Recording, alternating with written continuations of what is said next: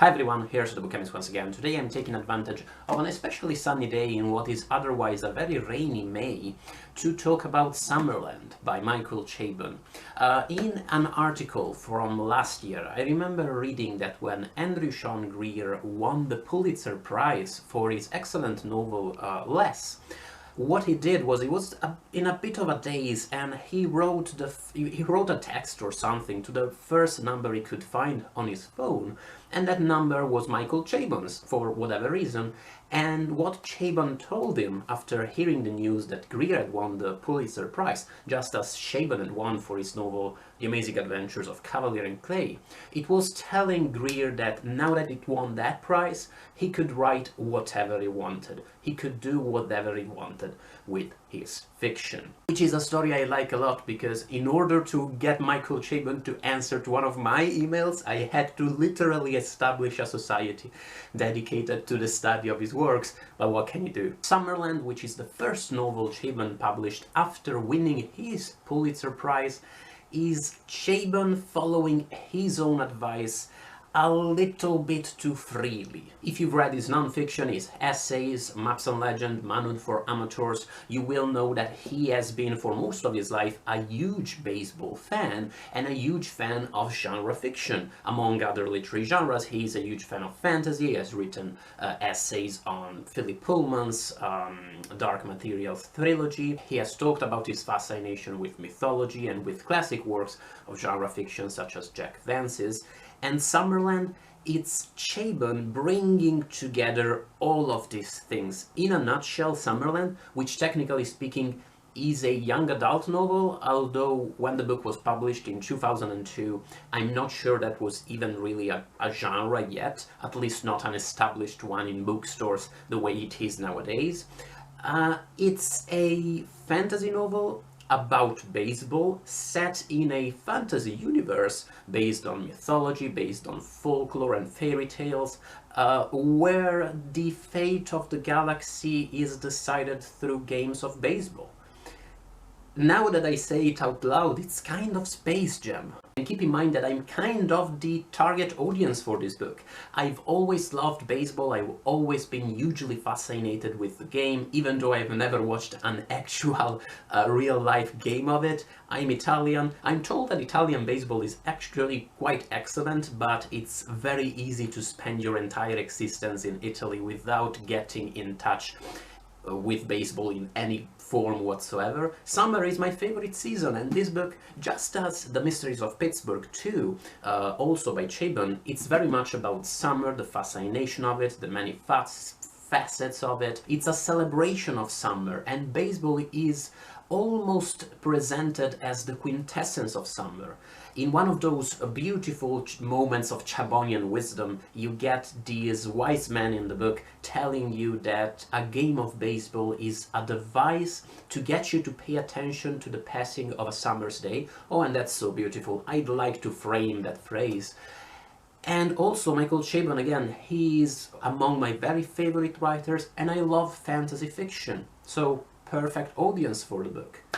Still, no matter how open-minded you are, and I consider myself pretty open-minded when it comes to far-fetched fictional ideas, there's no escaping that this is a book where fairies and Sasquatches and giants and all sorts of mythological creatures, werewolves, decide the fate of the universe playing baseball.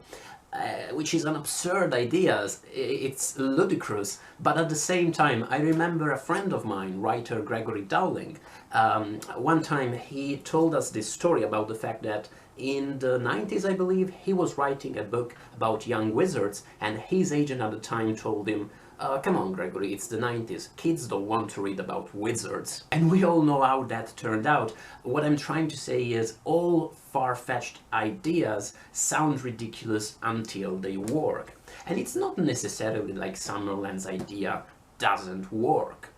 The main problem with the book, I think, it's that considering how complex the whole concept of a universe, fantasy universe based on baseball even is, this is the kind of book that should have stretched for a fantasy saga, at least for 2 or 3 books. There's an entire cosmology in here based on 4 slices of the universe interacting with one another and on different types of creatures being able to influence this universe in different ways. And we get to know so many fantastic, interesting characters in here, and I would have loved to get to know them even better. I loved Pettipo the Were-Rat. He looks awesome. I'd like to learn his life story. Same with Rodrigo Buendia.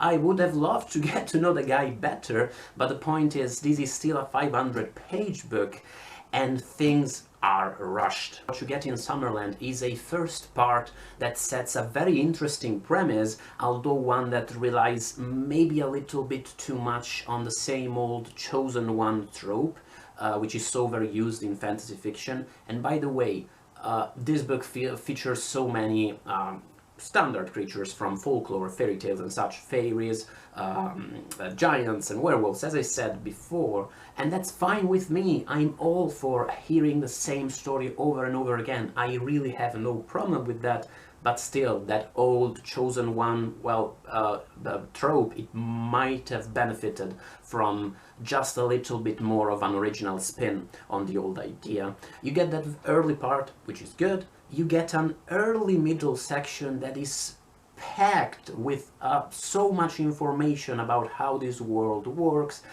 what types of fantasy races people eat, why the evil guy in the book is doing what he is doing, why it matters, and there too, the book's explanation that he is doing his evil shit because that's how evil works. Well, that's actually the case, sure, but still, it's not necessarily that very satisfying. You get a late middle part, which is awesome when you finally get to know all these characters making up this fantasy baseball team, and it's amazing that you get to see how they evolve, how they interact with one another, and then the book ends. And Michael Chabon's endings, I'm not saying this to be a bastard. I think it's pretty clear from this video, but from my other videos, that again, he's one of my very favorite writers. Michael Chabon's endings are not they make sense in all of his books. They make sense narratively speaking. They are not necessarily the strongest endings you're going to find in the world of literature, just as Thomas Pynchon's are not, just as H.P. Lovecraft doesn't have that great an ear for dialogue.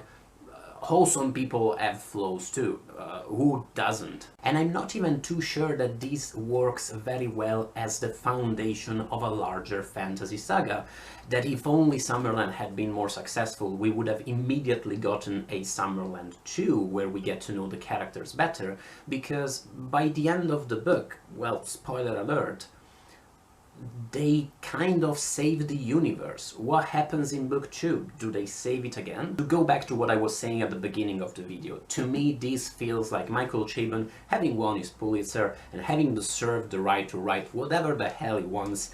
It's just him writing about the stuff he likes, writing about baseball, writing about fantasy worlds, and everyone let him, but no one cared too much. I mean, the Fourth Estate editions of his books, published in the UK, are usually excellent, very well presented with bonus stuff and lots of nice things, but this edition sucks. Whoever edited this book did it with their ass, and just look at the cover. The designs of these Fourth Estate editions are usually excellent, and look at it, it's so ugly. I mean, it's a book, they clearly weren't even trying. It's a book about baseball and they were like, yeah, let's put a baseball bat on the cover, and they didn't even put stitches on the ball. Overall, it's a mess, but it's a happy mess. It stays with you, and sure, it's flawed in many ways, but as you probably got from my review, these are flaws that are interesting to discuss and stimulating.